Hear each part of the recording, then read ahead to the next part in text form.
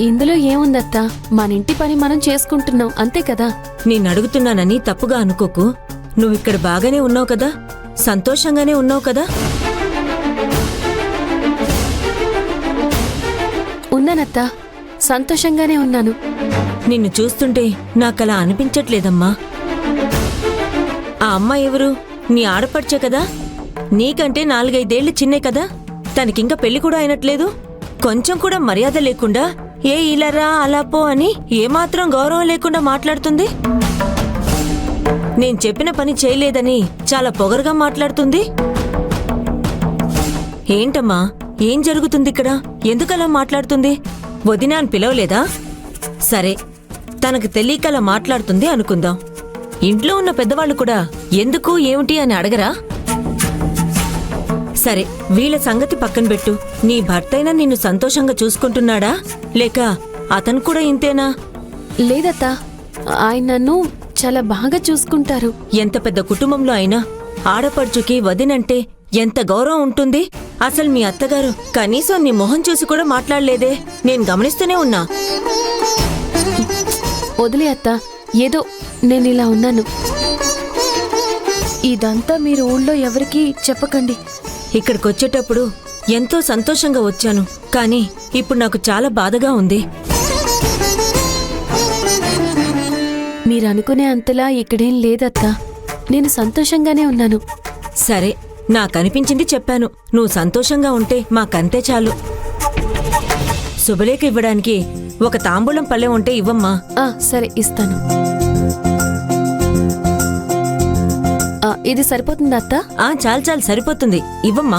పర్లేదత్తా, నేను తీసుకొస్తాను, పదండి.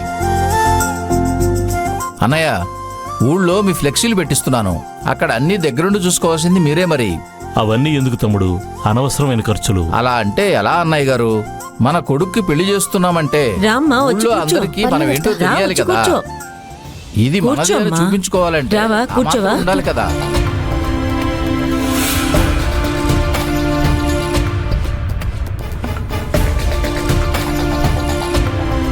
తారక్, రా తారక్. ఓ చంద్రం బాబాయ్, ఎలా ఉన్నారు? బాగున్నాం. నమస్కారం పిన్ని, మీరు బాగున్నారా? చిన్ని, ఆ శుభలేఖ తీసుకో.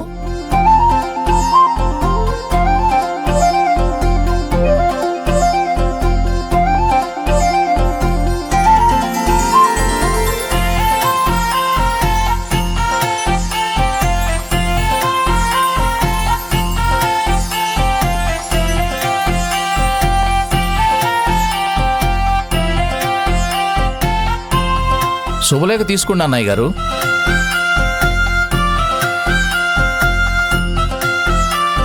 అందరూ తప్పకుండా కుటుంబ సమేతంగా వచ్చి దగ్గరుండి మా అబ్బాయి పెళ్లి జరిపించాలి.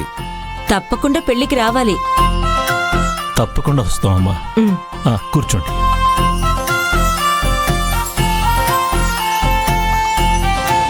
చిన్ని, ఇంకొక శుభలేఖ తీసుకో.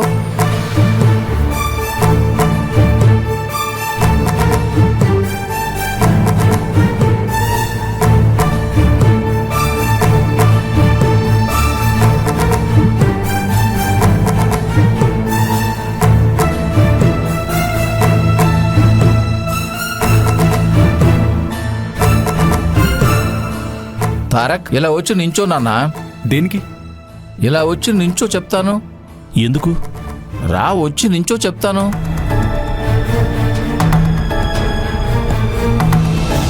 అమ్మా నిలవేణి, నువ్వు కూడా వచ్చి ఇలా నించోమ్మా. వద్దు మావయ్య.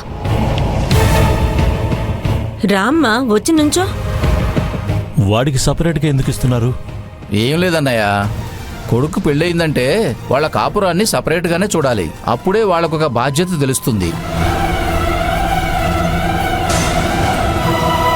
ఓ బాధ్యత బాబాయ్, వెరీ గుడ్ వెరీ గుడ్. అయితే ఈ ఇంట్లో అందరికంటే బాధ్యతగా ఉండేది నా భార్యే. మేమిద్దరం తీసుకుంటాం.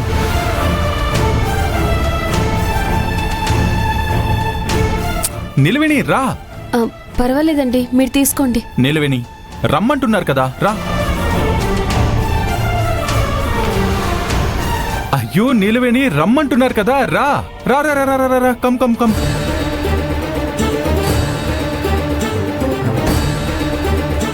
ఇప్పుడు ఇవ్వండి. నీలవేణి చాలా బాధ్యత కలది. ఇవ్వండి ఇవ్వండి ఇప్పుడు ఒక పెద్ద మ్యాటనీ షో జరగబోతుందన్నమాట. ఇవ్వండి. నీలవేణి తీసుకో. నీలవేణి తీసుకోమంటుంటే. Thank you.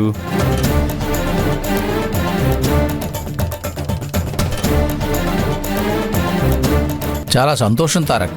నువ్వు సతీ సమేతంగా వచ్చి ఈ పెళ్లి దగ్గరుండి సంతోషంగా జరిపించాలి. తప్పకుండా ఖచ్చితంగా వస్తాం. నేను నా భార్య ఇద్దరం కలిసి వస్తాం. మీ పెళ్ళయ్యాక మన ఇంట్లో జరగబోయే మొదటి శుభకార్యం. మీరు తప్పకుండా రావాలి, సరేనా? అలాగే బాబాయ్.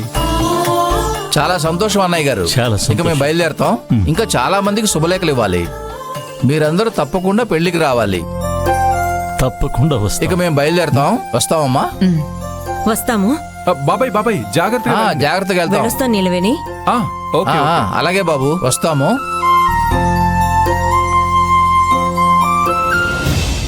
ఇందుకేనా వాళ్ళు ఊరు నుంచి ఇంత దూరం వచ్చింది? ఏంటండి ఇది? ఈ దరిద్రాన్ని చూడ్డానికేనా మేమంతా పనులు మానుకుని ఇంట్లో పడి చచ్చింది? వాళ్ళకి మనసులో ఏదనిపిస్తే అది మాట్లాడతారు. లోపల ఏది దాచుకోవడం చేత కాదు. దానికి మనం ఏం చేయగలం చెప్పు? అసలు ఈ కొత్త కొత్త అలవాట్లేంటి? ఇంట్లో ఎంతమంది మగాళ్ళుంటే అంతమందికి శుభలేఖలు ఇచ్చేస్తారా? ఇంట్లో పెద్దవాళ్ళు ఎవరున్నారో వాళ్ళకు మాత్రమే ఇస్తారు. వాళ్ళకి ఆ మాత్రం కూడా తెలీదా? వాళ్ళు వేరే ఉద్దేశంతో ఇవ్వలేదు. అయినా వాళ్ళు సపరేట్గా పేరు రాసి ఇస్తూ ఉంటే వద్దు, రాయకండి, ఇవ్వకండి అని ఎలా చెప్పగలను? ఇదిగో మన ఇంట్లో మన అల్లుడు కూతురు ఉన్నారు కదా, వాళ్ళ పేరు రాసి కూడా శుభలేఖ ఇవ్వాలి కదా. కొడుక్కు మాత్రమే ఇవ్వడం ఏంటి? ఏ మీ చంద్రానికి ఇది కూడా తెలీదా? అంటే అది కూడా పాయింటే. శుభలేఖ ఇచ్చామా వెళ్ళామా అని లేకుండా ఇలాంటి అనవసరమైన విషయాలు వాళ్ళకెందుకు?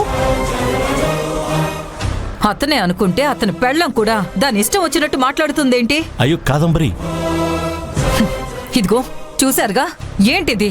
చూడండి, దాని పేరు శుభలేఖ ఇచ్చేటప్పుడు వాడి పేరు మాత్రమే రాయొచ్చు కదా, దాని పేరు ఎందుకు రాశారు? ఈ శుభలేఖలో నా పేరు, ఈ శుభలేఖలో దాని పేరంటే అది నేను ఒకటేనా? ఇలా ప్రశ్నల మీద ప్రశ్నలు అడుగుతుంటే నేను దేనికి సమాధానం చెప్పాలి? నాకు సమాధానం చెప్పాల్సిన అవసరం లేదు, నాకన్నీ తెలుసు. ఆవిడ దీని దగ్గరకు వెళ్ళి సపరేట్గా మాట్లాడింది కదా, అప్పుడు పూస గుచ్చినట్టు అన్ని చెప్పే ఉంటుంది. ఈ శుభలేఖలో పేరు కూడా అదే చెప్పి రాయించుంటుంది. నేను ఆవిడతో ఏమీ చెప్పలేదమ్మా. నిలవేణి నిలవేణి ఆగు ఆగు, నేను మాట్లాడతాను కదా.